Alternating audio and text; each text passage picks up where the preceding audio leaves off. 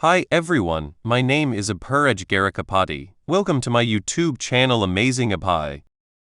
Previously, as Jin Wu defeated the architect in the double dungeon, the architect delivered one final prophecy. When the pillars of fire that hold the heavens are raised, an inevitable death will approach your way. Jin Wu, with a steely glint in his eyes and a cold smirk, simply responded, "As you please." Meanwhile, outside the dungeon, members of the association stood anxiously, waiting for the hunters to return. It had already been over an hour since the Hunter Guild entered, and the unease grew heavier with every passing minute. Whispers spread among them as they wondered what could possibly be happening inside a C-ranked gate that required this much time. At last, movement appeared at the entrance. The hunters of the guild began to emerge one by one, but the sight that greeted the association members left them frozen in shock. The so-called elites of the Hunter Guild were in a dreadful state, battered, broken, and some never to rise again. Confusion and disbelief filled the air. The question that no one could answer lingered silently among them. What had actually happened inside a C-ranked dungeon that could leave us rank hunters in such a condition? Hunter Wu Jinshu quickly stepped forward, his expression grim. He turned toward the Bravery Guild members who were present, and requested their assistance in moving the bodies of the fallen. Still stunned by the sight, the guild members could only nod in silence before rushing to help. Amidst the chaos, another figure emerged from the gate.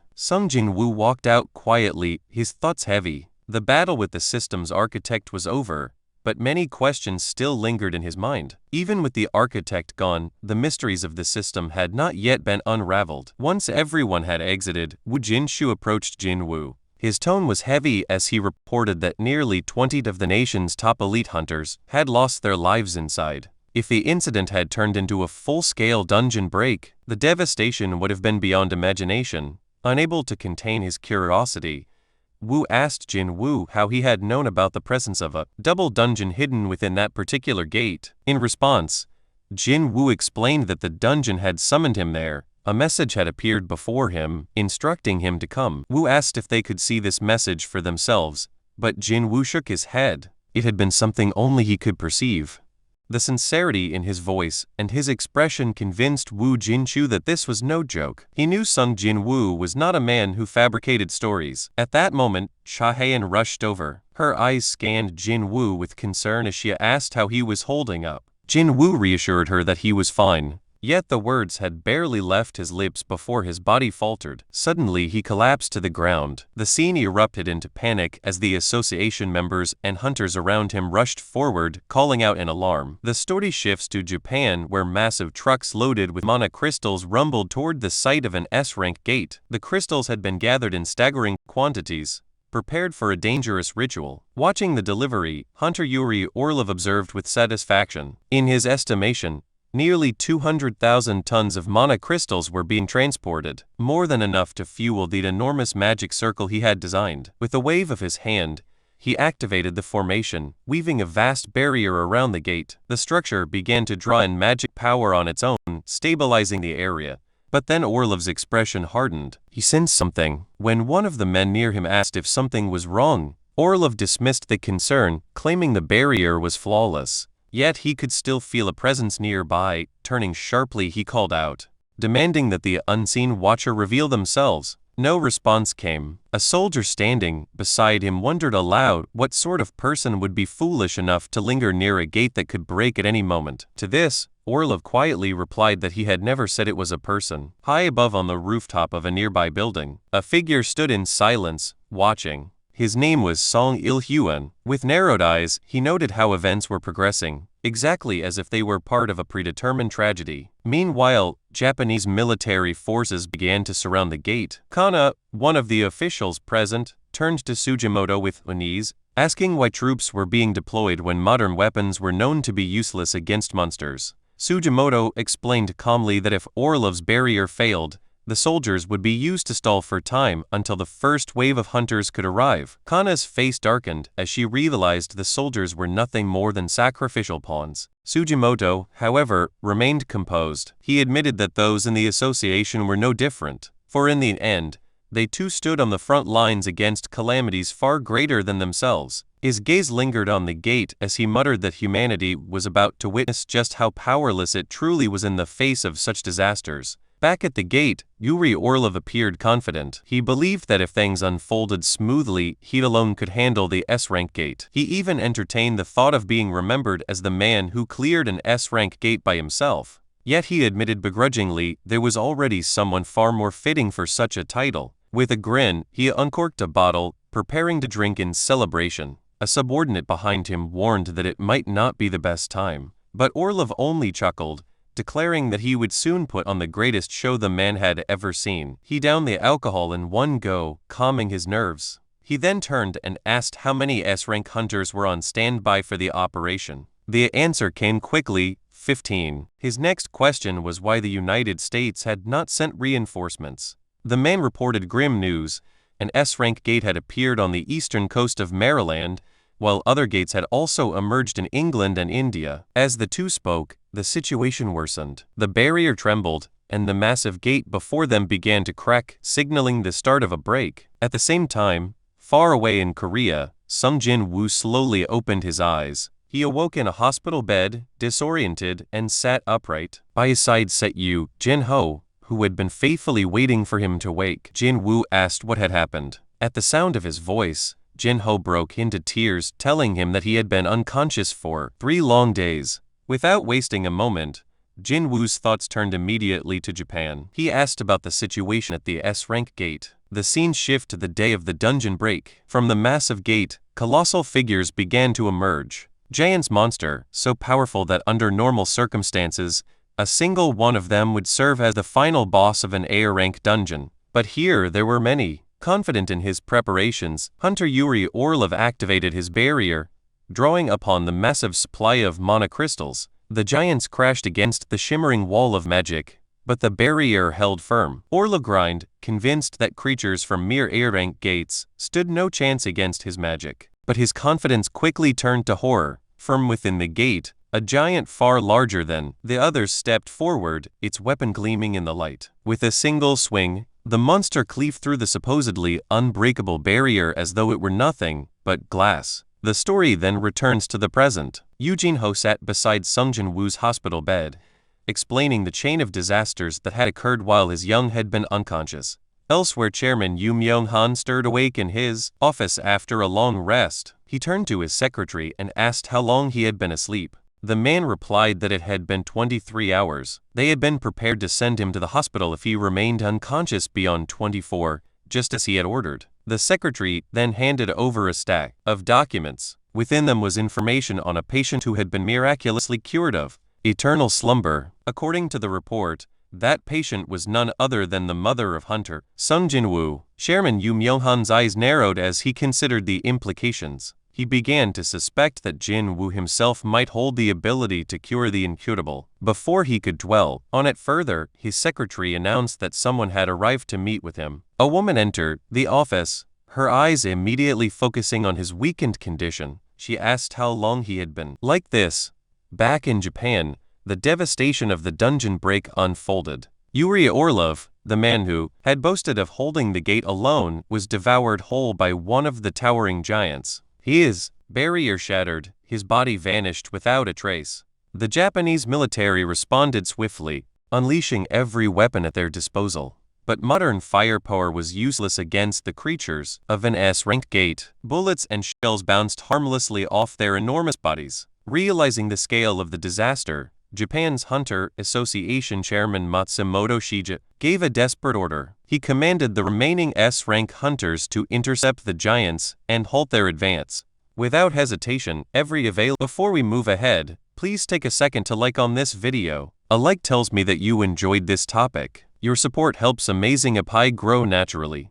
S-rank charged toward the battlefield. They targeted the giants' eyes, hoping to blind them, but the monsters proved unnervingly fast. Despite their immense size, they moved with shocking agility, dodging attacks that should have struck true. Hunter Kanai Takeda, watching in disbelief, could hardly comprehend what she was seeing. She wondered how such massive creatures could possibly move with such speed. Meanwhile, back in Korea, Jin Wu sat in his room, watching footage of the battle in Japan. The images of the giants rampaging filled the screen. He reflected grimly that at this rate, just like during the Jeju Island raid, the entire Asian continent could soon be in danger. His thoughts turned to action. He began to consider leaving for Japan to personally deal with a dungeon break, but before he could make a decision, a familiar voice called out from behind him, urging him not to go. It was his younger sister, Sungjin-ah. Startled, Jin Wu asked what she meant. She explained that she knew he was planning to leave. Jin Wu softened his voice and reassured her. He told her he wasn't going anywhere, claiming he had been working too hard lately. He'd insisted that he only planned to rest for a while. He told her not to worry. Later that day, Jin Wu sat outside in a quiet park, lost in thought. He summoned Bardu, the Ant King, and asked about the condition of his sister. Bardu responded that there was nothing abnormal about her behavior, but Jin Wu wasn't convinced. He suspected she might be suffering from trauma. In the past, Jin had never tried to stop him from entering a raid, except for his very first one, 4 years ago. The memory weighed heavily on him, as he wondered what he should do. As he walked through the park, a sleek car stopped in front of him. Time fast-forwarded, and the scene shifted to an office within the Eugene Construction Guild. Inside, the CEO, Yu Myung-han, rose from his seat to greet Jin Wu. He introduced himself formally and gestured for him to sit. With deliberate care, Yu Myung-han placed a blank check on the desk. Between them, he explained that he was not arrogant enough to believe money could not buy anything, especially when dealing with an S-rank hunter. He asked Jin Wu to consider it a token of sincerity. Jin Wu studied the check silently. The gesture made him suspicious. Whatever he was about to hear would not be something as simple as a guild invitation. It was confidential. Finally, he spoke, asking what exactly Yu Myung-han wanted to buy from him. The CAO's expression hardened as he revealed the truth. He was suffering from the same illness that had once afflicted Jin Wu's mother, eternal slumber. Jin Wu asked whether Yu Jin-ho, his son, knew about this condition. Yu Myung-han shook his head. He explained that aside from his personal physician, only 3 people in the world were aware of his illness. He went on to explain that he had searched everywhere for a cure, but found nothing. In the end, his investigation led him to the only person who had ever recovered from eternal slumber. Jin Wu's mother. He did not believe it was a coincidence. With desperation in his voice, he asked Jin Wu to help him, vowing that he would never forget the kindness if his life was spared. As Jin Wu listened, his mind drifted back to his sister. He wondered if perhaps she too might one day need a potion, not for a disease, but for the trauma she carried within her heart. The scene shifts to Japan. Reporters fly above the devastated city, documenting the aftermath of the massive dungeon break. From their helicopters, they capture the destruction below. One reporter wonders aloud what would happen if the giants decided to target them.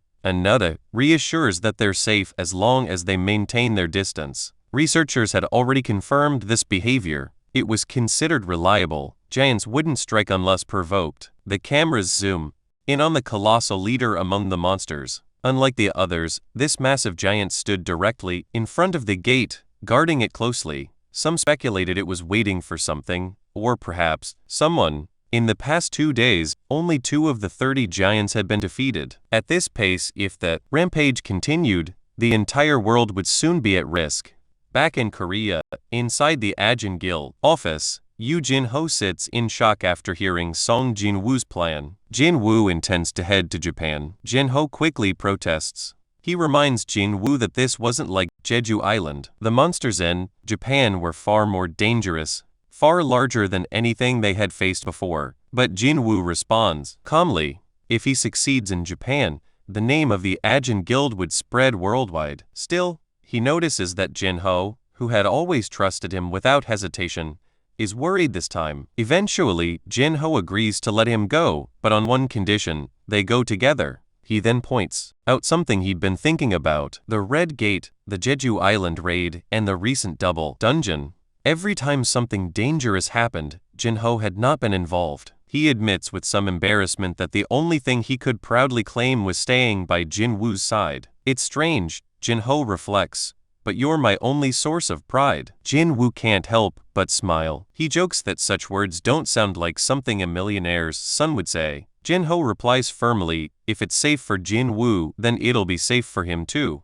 At that, Jin Wu pretends to reconsider. Rising from his seat, he says casually that he was only joking. Why would he go to Japan right now? He tells Jin-ho to head home. But deep down as he walks away, Jin Wu recalls the architect from the double dungeon, an enemy who might have been on his level. If beings like that exist, then there are still countless others stronger than him in this vast world. Later, Jin Wu arrives home and is warmly greeted by his mother. During dinner, he asks about Jin Ho. His mother explains that Jin Ho said she wasn't hungry. As he eats, Jin Wu's thoughts drift to Yumyo-han, Jin Ho's father, the powerful head of the Yu family. The man had claimed to suffer from the incurable, eternal slumber.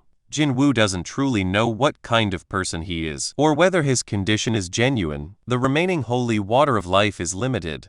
He has to be careful about how he uses it. After finishing his meal, Jin Wu tells his mother he'll be heading out. Again, he knows there are beings stronger than him out there, and if he wants to reach that level, he must continue to fight on the battlefield. Before leaving, he enters Jin Ho's room. Sitting beside her, he hesitates, wondering where to start. Finally, he confesses that he had almost died recently. He explains softly that he's always walking into danger, but this time was different. For a moment, he truly thought it was the end. Somehow he made it back alive, and for that, he's grateful every time he comes home. He pats her head gently and promises her he will return safely this time as well. He thanks her for stopping him earlier when he tried to leave. With tears welling in her eyes, Jin Ho whispers that he would have left anyway. Jin Wu smiles faintly, perhaps, but he reassures her once more. He will always come back. Time fast forwards to a press conference held by Chairman Go Gun-hee. Before the gathered media, he addresses the terrifying dungeon break in Japan. At the same time, Jin Wu has already made his decision. He will go there himself and deal with the S-rank gate.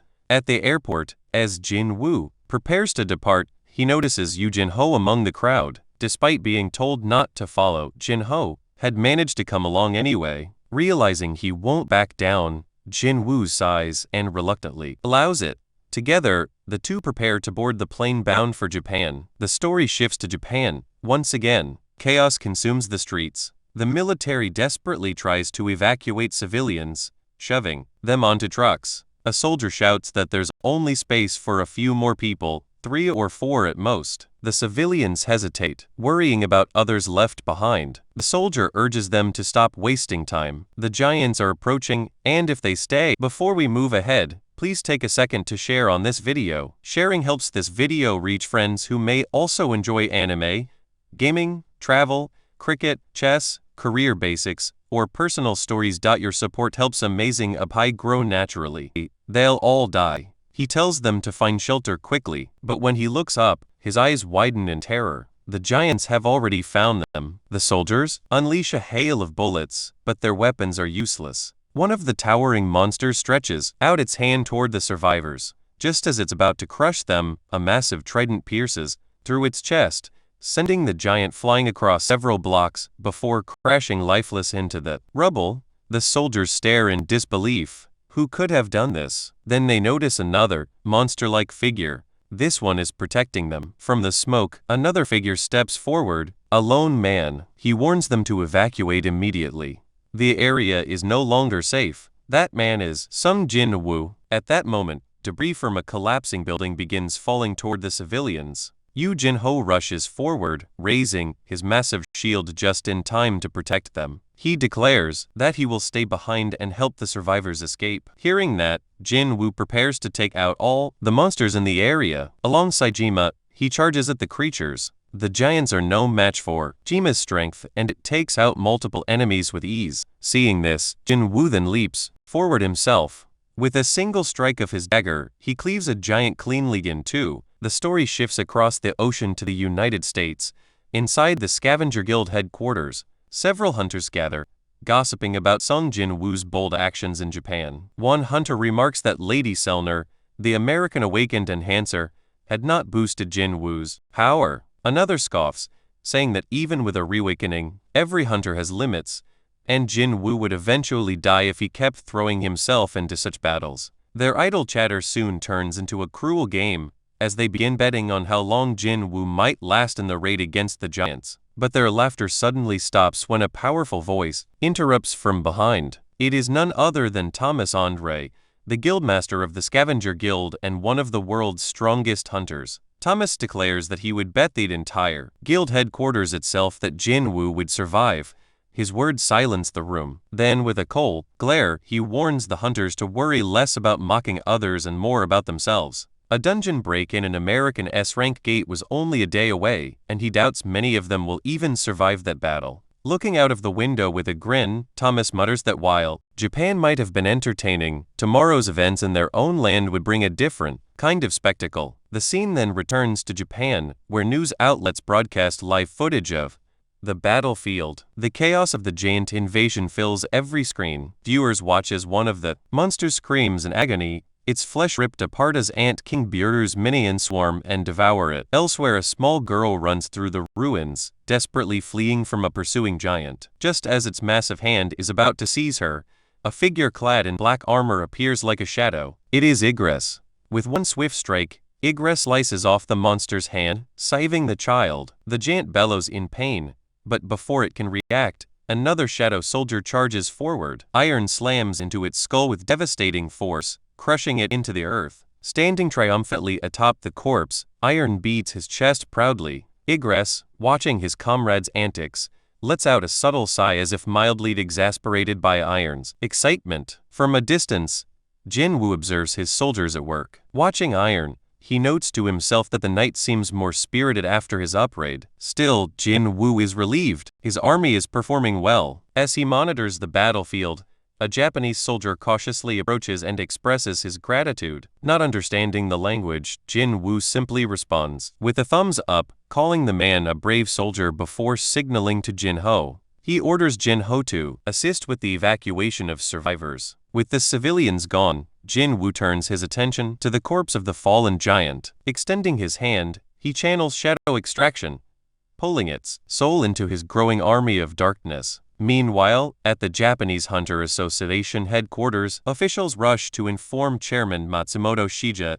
that their forces are gradually regaining control of the city thanks to Jin Wu. Hearing this, Matsumoto leans back in his chair, deep in thought. He reflects that perhaps Goto Yugi, who once clashed with Jin Wu, had not been wrong after all. The memory of Jin Wu's piercing eyes at the airport resurfaces. Matsumoto had encountered countless hunters before, but Sung Jin Wu's presence was on another level, untouchable, unmatched. He recalls their meeting upon Jin Wu's arrival in Japan. At that time, Matsumoto explained the dire situation. The giants were advancing toward Osaka, and he requested that Jin Wu defend the city. Matsumoto had believed that no matter how strong Jin Wu was, one man alone could not possibly defeat every giant in Japan. While Jin Wu held the line, Matsumoto had planned to negotiate for international reinforcements, but Jin Wu's reply had stunned him. Rather than agreeing to the defensive plan, Jin Wu boldly declared that he would hunt down every single giant by himself. The narration returns to the present,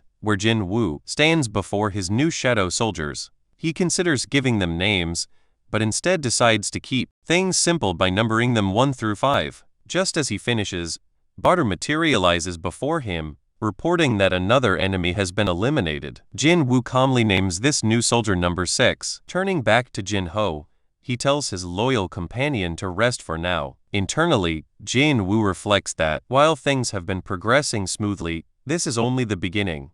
Across Japan, his shadow army spreads like wildfire. The soldiers are unstoppable, tearing through giant after giant. Their regenerative ability allows them to rise again even after being defeated, making them an immortal force of destruction. However, the aftermath of the S-ranked dungeon break has created further problems. Smaller rifts have opened throughout the country, releasing hordes of lesser monsters. As a result, the Japanese Association struggles to balance simultaneous evacuation efforts and suppression operations, barely keeping the chaos under control. 7 days later, Sung Jin Wu and Yu Jin Ho were still scouring the ruined city, searching for any remaining survivors and exterminating the last remnants of the giants. Eventually, their search brought them to the massive leader of the giants, stationed directly before the S-ranked gate. Taking in the devastation around them, Jin Ho sighed in dismay. To him, it felt as if everything had been completely ruined. Just then, a familiar voice called out. It was Hishino Hankyua,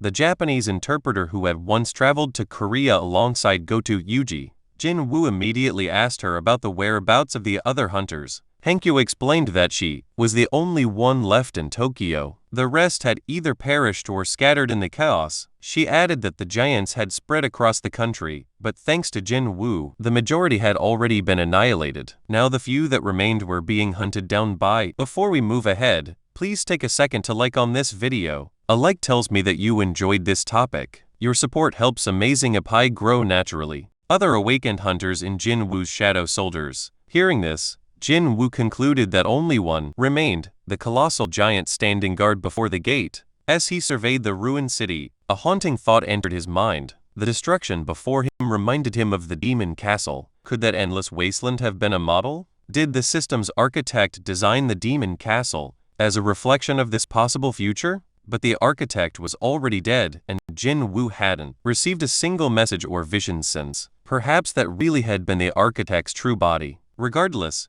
Jin Wu resolved not to allow this future to come to pass. That was the reason he had trained, the reason he pushed himself to wield power no one else could match. With renewed determination, he turned to Hankyua and said they were ready to move.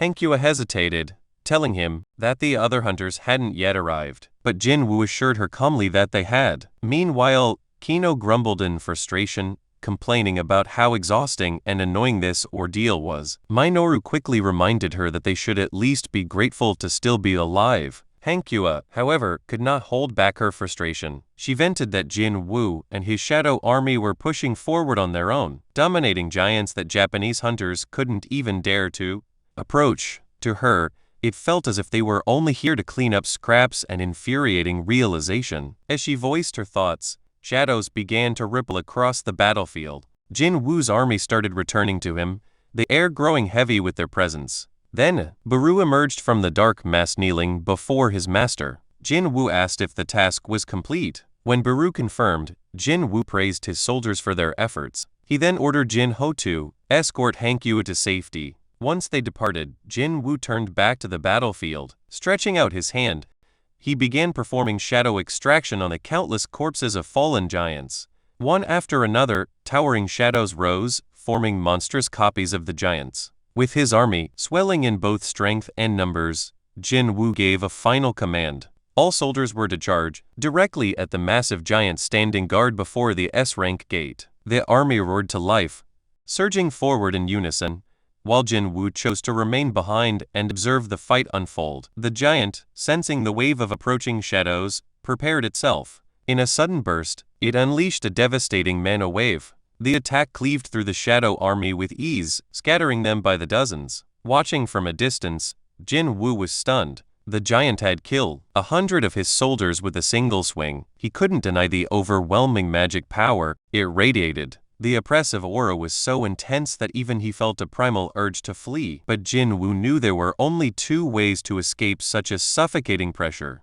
Either run away and forget it, or completely destroy the source. Despite being vastly outnumbered, the giant refused to falter. The shadows were unable to close the distance, and even when they launched mana-based attacks, the creature remained unharmed. At one point, it casually caught a fireball in its bare hand before tearing through more of Jin Wu's summoned giants. When insect-type shadows swarmed at its feet, the giant simply crushed them underfoot without effort. Baru, enraged by the sight, stepped forward, prepared to leap into battle, but Jin Wu raised a hand and stopped him. It wasn't time yet. For now, he had to keep pressing forward until he discovered the creature's weakness. His mana reserves were still plentiful, allowing him to continually regenerate his fallen soldiers. Yet even with relentless assaults, the giant's body showed no visible damage. It was then that Jin Wu realized the truth. The giant's immense mana was acting like armor, wrapping around its body and shielding it from all physical blows. But he also remembered something. Earlier, the creature had flinched and instinctively blocked when a fireball nearly struck its face. That small reaction gave him the. Without hesitation, Jin Wu summoned Kaizel, along with his strongest shadow generals, Baru and Igris. Baru immediately sprang forward, his wings blurring with incredible speed as he aimed straight for the giant's eye. But the creature moved at the last moment, narrowly dodging the lethal strike. Meanwhile, Igris, mounted on Kaizel, swoops down from above and unleashes lightning magic. A powerful beam shoots toward the giant's face, but the creature twists at the last moment, narrowly avoiding the strike. From the ground, Jin Wu observes the exchange and quickly deduces the truth. The giant's weak point lies in its face. Its mana is concentrated on protecting its lower body, leaving its head vulnerable. The creature retaliates with a crushing blow that sends Kaisel spiraling out of control, forcing the wyvern out of the fight. Just as the giant begins to press its advantage, it suddenly notices Igris charging head-on toward its face. The giant instinctively raises its hand, blocking Igris' attack, but that brief distraction is all Jin Wu needs.